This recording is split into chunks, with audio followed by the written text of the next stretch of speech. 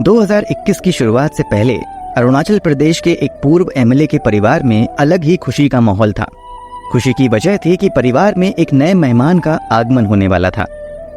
परिवार की बहू 7 महीने की प्रेग्नेंट थी, मगर ये खुशी आ पाती उससे पहले ही इस परिवार पर आफत का पहाड़ टूट पड़ता है। खबर आती है कि गर्भवती बहू की एक सड़क दुर्घटना में मौत हो गई है। मामला हाई प्रोफाइल था, इसलिए तुरंत पुलिस की टीम मौके पर पहुंच जाती है और जांच शुरू हो जाती है। शुरू में तो लोग इसे एक सिंपल रोड एक्सीडेंट का केस समझते हैं, मगर जब पुलिस अपनी जांच आगे बढ़ाती है तो ऐसे ऐसे खुलासे होने शुरू होते हैं कि हर कोई शॉक्ड रह जाता है।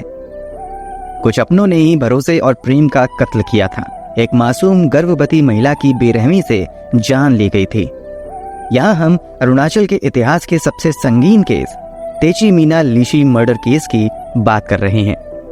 तो आखिर ये तेची मीना लिशी मर्डर केस क्या है? एक्सीडेंट और हत्या के सवालों में उलझे इस केस में वास्तव में क्या कुछ हुआ था?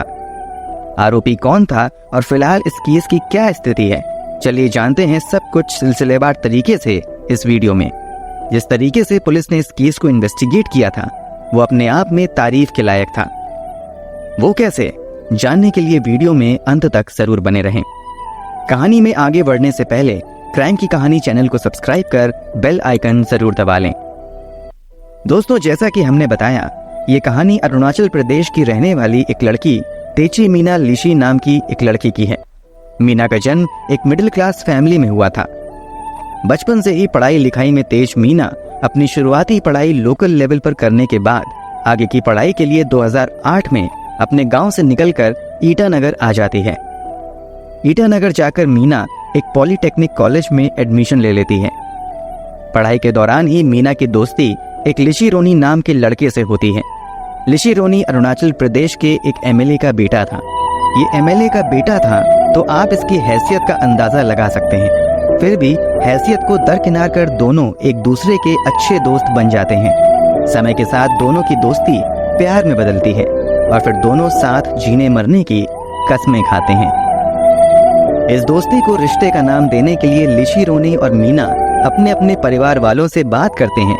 एक तरफ एक मिडिल क्लास परिवार से संबंध रखने वाली लड़की थी तो दूसरी तरफ एमएलए के परिवार से आने वाला लड़का। आर्थिक खाई बड़ी थी, इसलिए दोनों के परिवार वालों ने इस रिश्ते के लिए शुरू में मना कर दिया। मगर जब लिशी रोनी और मीना एक दूसरे से शादी करने के लिए अड़ जाते हैं तो दोनों परिवार इस रिश्ते को मंजूरी दे देते हैं और फिर 2012 में इन दोनों की शादी हो जाती है। शादी के बाद दोनों खुशी खुशी साथ रहते हैं और फिर 2014 में मीना और लिशी रोनी के परिवार में एक नन्ही सी बिटिया का जन्म होता है। बिटिया के जन्म के बाद भी दोनों की जिंदगी ठीक तरीके से आगे बढ़ती रहती है। परिवार की जिम्मेदारी संभालते हुए मीना मिस अरुणाचल ऑर्गेनाइजेशन में अकाउंट एंड फाइनेंस सेक्रेटरी के तौर पर काम भी करने लगती हैं। इधर लिशी रोनी भी अलग अलग बिजनेस को आगे बढ़ाता रहता है।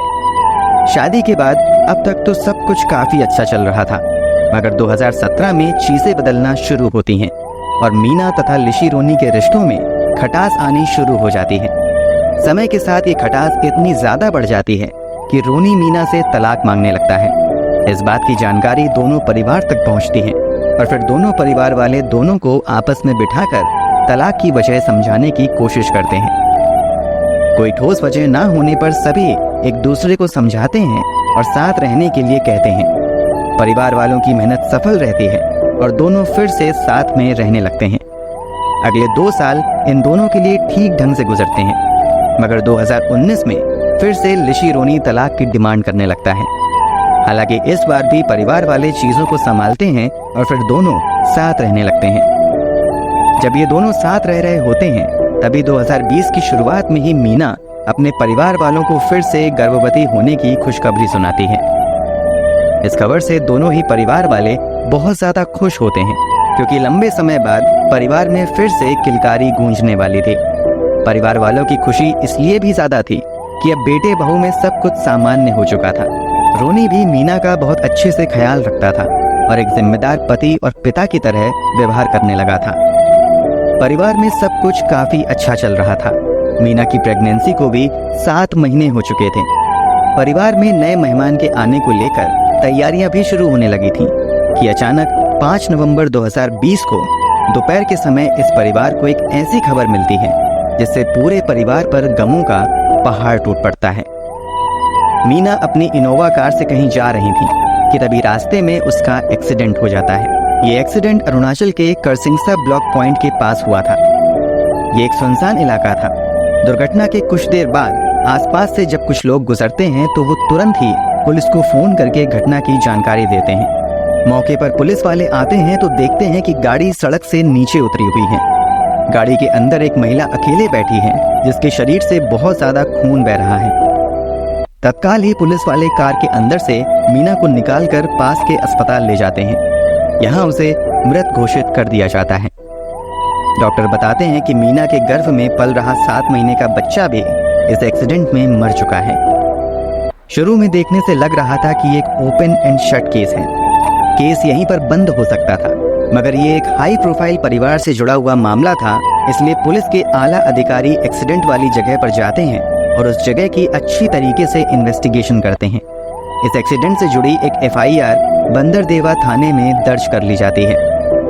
पुलिस वालों को एक बात सबसे ज्यादा खटकती है कि जब पुलिस वाले मौके पर पहुंचते हैं तो कार के अंदर मीना की लाश पड़ी हुई थी, जबकि कार में कोई ड्राइवर नहीं था। इसके अलावा मीना के शरीर पर बहुत गहरे जख्म के निशान थे। उसकी अपेक्षा गाड़ी पर इतने गंभीर डेंट दिखाई नहीं देते हैं। आखिर ऐसा कैसे हो सकता है कि गाड़ी के अंदर बैठा शख्स बुरी तरीके से जख्मी हो जाए, यहाँ तक कि उसकी जान चली जाए, मगर गाड़ी बाहर से ज्यादा डैमेज ना हो। पुलिस को यहीं से इस केस में साजिश की बू आने लगती है। इसलिए तत्काल ही इस केस को इन्वेस्टिगेट करने के लिए कई बड़े पुलिस अधिकारियों की एक टीम बनाई जाती है। पुलिस वाले सबसे पहले घटना के समय कार चला रहे ड्राइवर के बारे में जानकारी जुटाना शुरू करते हैं। सबसे पहले पुलिस वाले लिशी रोनी से ड्राइवर का मोबाइल नंबर लेकर उससे कांटेक्ट करते हैं। घटना के समय इनोवा कार को दाठंग सुआंग नाम का व्यक्ति चला रहा था। पुलिस वाले जब ड्राइवर से एक्सीडेंट के बाद घटना स्थल से भागने की वजह पूछते हैं तो वह कहता है कि मैं डर गया था, इसलिए वहां से भाग गया। पुलिस वाले ड्राइवर की बातों से ज्यादा संतुष्ट नहीं होते हैं, इसलिए अब ड्राइवर को हिरासत में लेने का फैसला किया जाता है। जल्द ही पुलिस वाले ड्राइवर को ढूंढ निकालते हैं और हिरासत में ले लेते हैं। ड्राइवर को देखकर पुलिस का शक और भी ज्यादा गहरा हो जाता है। जिस कार एक्सीडेंट में एक महिला मर गई थी, उसी कार को चला रहा ड्राइवर बिल्कुल सही सलामत था। उसके शरीर पर एक खरोंच तक नहीं आई थी। जल्द ही ड्राइवर को हिरासत में लेकर उससे पूछताछ का सिलसिला शुरू होता है। कई घंटे की पूछताछ में ड्राइवर बस एक ही बात रटता रहता है कि उसकी आंख लग गई और अचानक कार सड़क से नीचे उतर गई, जिसमें चोटिल होकर मीना की मौत हो गई। ड्राइवर की रट के आगे पुलिस वाले हार नहीं मानते हैं और लगातार उससे पूछताछ का सिलसिला जारी रखते हैं। इसी बीच मीना की पोस्टमार्टम रिपोर्ट भी आ जाती है, जिसमें कहा जाता है कि मीना की मौत एक्सीडेंट में लगी चोट की वजह से नहीं, बल्कि किसी भारी चीज के हमले की वजह से हुई है। पोस्टमार्टम रिपोर्ट में शक जताया जाता है कि मीना को लोहे के हथौड़े जैसी भारी चीज से मारा गया है। उसके शरीर के अलग अलग हिस्सों पर भी जोर जबरदस्ती के निशान थे। अब पुलिस वाले और भी ज्यादा सख्ती के साथ ड्राइवर से पूछताछ शुरू करते हैं। ड्राइवर से लगातार 4 दिनों तक पूछताछ चलती रहती है। फाइनली 4 दिनों की लगातार पूछताछ के बाद ड्राइवर की सभी चालाकी फेल हो जाती है और अब वह सच बताना शुरू करता है। सच सुनकर हर किसी के पैरों तले जमीन खिसक जाती है। ड्राइवर एक्सेप्ट करता है कि ये कोई एक्सीडेंट नहीं था, बल्कि पहले मीना की हत्या की गई और फिर उसे एक्सीडेंट का रूप दिया गया था। अब अगला सवाल था कि आखिर मीना की हत्या किसने और क्यों करवाई। जब ड्राइवर इसका जवाब देता है तो हर कोई शॉक्ड रह जाता है। ड्राइवर बताता है कि यह हत्या किसी और ने नहीं, बल्कि मीना के पति लिशी रोनी ने ही करवाई है। इस खुलासे के बाद 10 नवंबर 2020 को मीना के पति लिशी रोनी को पुलिस द्वारा गिरफ्तार कर लिया जाता है। इस पूरे मामले की सच्चाई जानने के लिए लिशी रोनी से पूछताछ का सिलसिला शुरू होता है। पुलिस की पूछताछ में सिलसिलेवार तरीके से खुलासे होने शुरू हो जाते हैं। खुलासे के मुताबिक जब लिशी रोनी मीना से तलाक लेने में नाकाम हो जाता है तो वो अब मीना को जान से मारकर अपने रास्ते से हटाने के प्लान पर काम करने लगता है। इसी प्लान के तहत वे सबसे पहले अपने एक पुराने दोस्त काबवांग लेते लोवांग से मिलता है। ये दोस्त तिरोंग गांव का रहने वाला था। ऋषि रोनी अपने दोस्त से कहता है कि वह अपनी बीवी की हत्या करवाना चाहता है, मगर यह हत्या ऐसे होनी चाहिए कि किसी को शक भी ना हो। इस मीटिंग के बाद ऋषि रोनी का दोस्त कपवांग मीना की हत्या के लिए पास के ही तिराप जिले से 2 कॉन्ट्रैक्ट किलर को इस हत्या को अंजाम देने के लिए राजी कर लेता है। ये कॉन्ट्रैक्ट किलर थे दतांग सुयांग और ताने खोनियांग। जब ये दोनों ही इस हत्या को करने के लिए राजी हो जाते हैं तो कपवांग इन दोनों को लेकर ईटानगर के एक होटल में 27 अक्टूबर 2020 को आता है। इस होटल में 28 अक्टूबर 2020 को ऋषि रोनी भी आता है। फिर चारों आपस में बैठकर मर्डर प्लान को फाइनल करते हैं। ऋषि रोनी अपनी 7 महीने की गर्भवती पत्नी की हत्या के बदले कॉन्ट्रैक्ट किलर को 10 लाख रुपए देने का वादा करता है। एडवांस के रूप में 28 अक्टूबर को ही ऋषि 5 लाख रुपए कॉन्ट्रैक्ट किलर को दे भी देता है। बाकी के 5 हत्या करने के बाद देने का वादा किया जाता है। इस मीटिंग में तय होता है कि हत्या करने के बाद इसे एक रोड एक्सीडेंट का रूप दे दिया जाएगा ताकि किसी को भी शक न हो। 30 अक्टूबर 2020 को इन लोगों की एक और मीटिंग होती है। इसमें तय किया जाता है कि दतांग सुयांग मीना का नया ड्राइवर होगा और यही हत्या को अंजाम देगा। मगर 2 नवंबर को दतांग सुयांग रोनी के दोस्त से कहता है कि वो ये काम अकेले नहीं कर सकता है।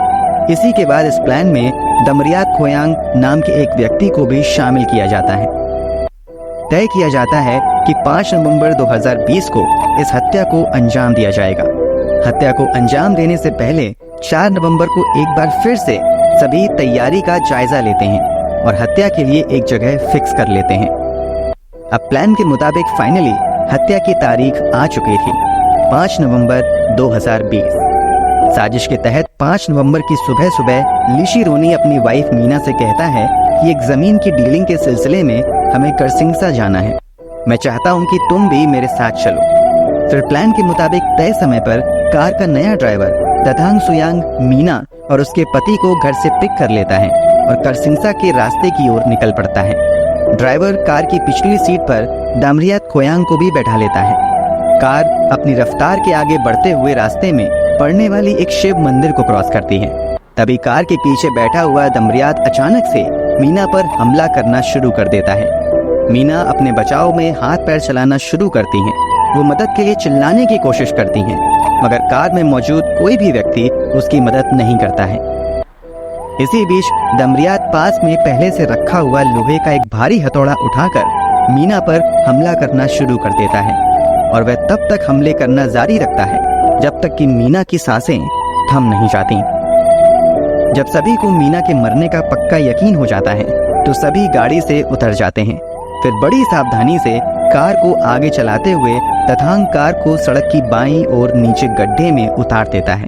फिर मौके से सभी लोग भाग निकलते हैं। थोड़ी देर बाद जब कुछ लोग वहां से गुजरते हैं तो उनकी नजर कार पर पड़ती है और फिर वही लोग पुलिस को फोन करते हैं।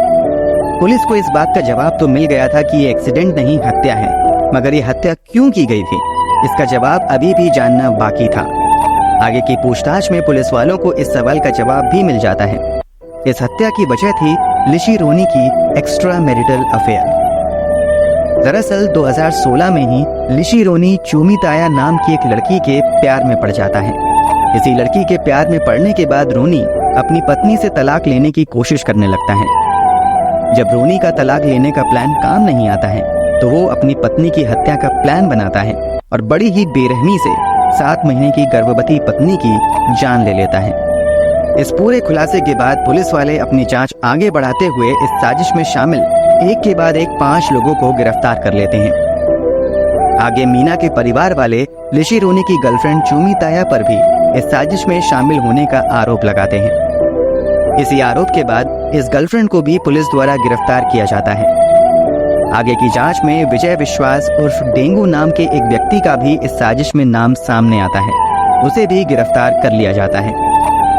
गिरफ्तार किए गए आरोपियों के खिलाफ हत्या, साजिश करने, सबूत मिटाने, एक अजन्मे बच्चे की जान लेने समेत कई गंभीर धाराओं के तहत मामला दर्ज कर लिया जाता है। आगे इस केस की जांच बढ़ती रहती है और पुलिस वाले अपनी ओर से ठोस सबूत जुटाना शुरू करते हैं।